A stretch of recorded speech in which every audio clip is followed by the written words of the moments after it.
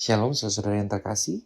Mari kita membaca satu bagian firman Tuhan yang terambil dari Mazmur 31 ayatnya yang pertama sampai ayatnya yang terakhir. Namun karena mengingat waktu saya hanya akan membaca ayatnya yang kelima saja. Demikian Tuhan berfirman. Ke dalam tangan-Mu lah aku serahkan nyawaku. Engkau yang membebaskan aku ya Tuhan, Allah yang setia.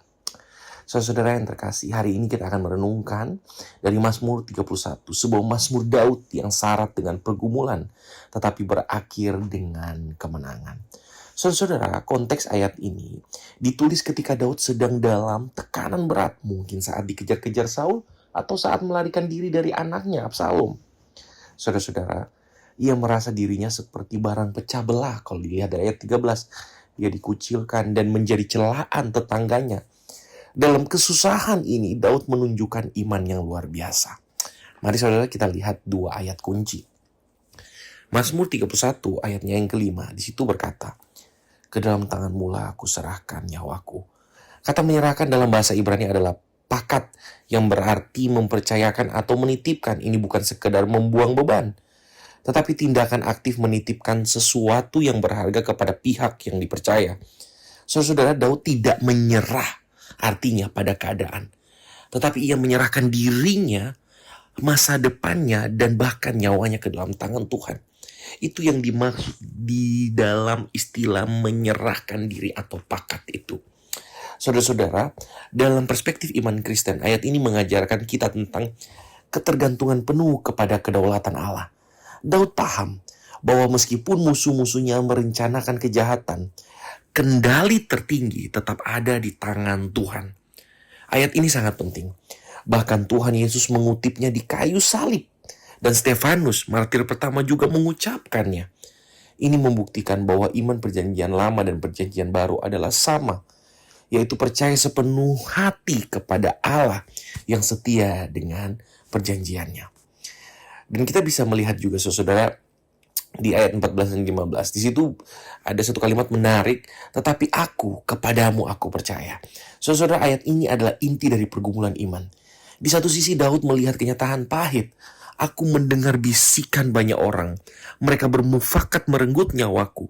Namun di sisi lain, imannya Daud berkata, tetapi aku, kepadamu aku percaya. Kata percaya di sini batak, berarti bersandar atau merasa aman.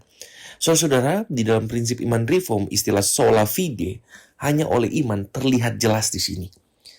Iman Kristen bukanlah iman yang buta, melainkan iman yang melihat realitas dosa dan penderitaan, namun tetap memilih untuk bersandar pada karakter Allah yang tidak pernah berubah. Nah, saudara, apa artinya bagi kita di hari ini? Saudara-saudara, yang pertama, iman di tengah penderitaan. Saudara-saudara, hidup orang percaya tidak dijanjikan bebas dari masalah. Daud sendiri mengalami pengkhianatan dan kesedihan. Namun, di dalam perspektif iman Kristen mengajarkan bahwa penderitaan bukanlah tanda Allah meninggalkan kita, melainkan ujian untuk mendewasakan iman dan untuk memuliakan Allah. Di saat kita merasa paling lemah, disitulah anugerah Allah dinyatakan. Yang berikut juga saudara, kita belajar berdoa dengan jujur.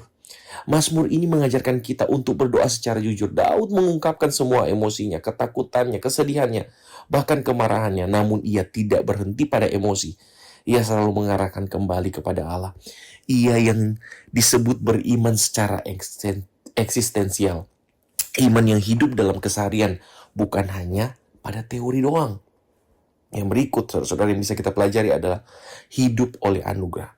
Di Mazmur ayat 20-25, di situ terlihat jelas Daud memuji Tuhan karena kasih Tuhan, setianya Tuhan.